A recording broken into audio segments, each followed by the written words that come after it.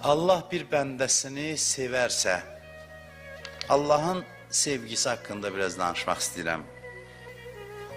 Allah bir bəndəsini sevərsə, xoş o bəndənin halına. Bütün rəhmət qapılarını onun üzünə açır. Və onun dininə, imanına zərbə vuracaq şeylərdən onu qoruyur. Allah bir bəndəni bəyənsə, özü girişir onun həyatına və başlayır özü onu qorumağa. Özü onun həyatını idarə eləməyə başlayır. İmanını özü qoruyur. Bəli, müminin bədəni, canı, cismi, malı, sərvəti zərbə ala bilər. İman buna zəmanət vermir ki, sən iman gətirdinsə, həyatda çətinliyin olmayacaq. Belə bir şey yoxdur. Zərbə dəyər malına, canına zərbə dəyər. Çünki dünya elə bir yerdir ki, insan burada şirin və acı hadisələr görməlidir. İmanlı oldu ya imansız, fərqi yoxdur.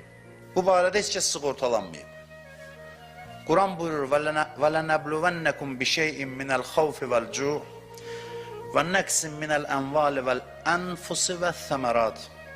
Biz sizi imtihan edəcəyik. Biraz qorxu ilə, biraz aclıqla, biraz malınızın azlığı ilə, biraz canınıza olan xətərlərlə, xəstəliklərlə, biraz məhsullarınızın kasadlığı ilə imtihana çəkəcəyik. Bütün bunları deyəndən sonra axırda deyir ki, və bəşşiri sabirin, səbr eləyənlərə müjdə ver. Yəni, hadisələr yox, reaksiya önəmlidir. Allah bir bəndəsini sevərsə, Allahın sevgisi haqqında biraz danışmaq istəyirəm. Allah bir bəndəsini sevərsə, xoş o bəndənin halına. Bütün rəhmət qapılarını onun üzünə açır. Və onun dininə, imanına zərbə vuracaq şeylərdən onu qoruyur. Allah bir bəndəni bəyənsə, özü girişir onun həyatına və başlayır özü onu qorumağa. Özü onun həyatını idarə eləməyə başlayır. İmanını özü qoruyur. Bəli, müminin bədəni, canı, cismi, malı, sərvəti zərbə ala bilər.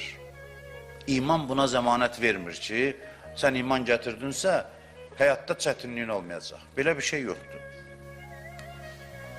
Zərbə dəyər malına, canına zərbə dəyər. Çünki dünya elə bir yerdir ki, insan burada şirin və acı hadisələr görməlidir. İmanlı oldu ya imansız, fərqi yoxdur. Bu barədə heç kəs sığortalanmayıb. Quran buyurur,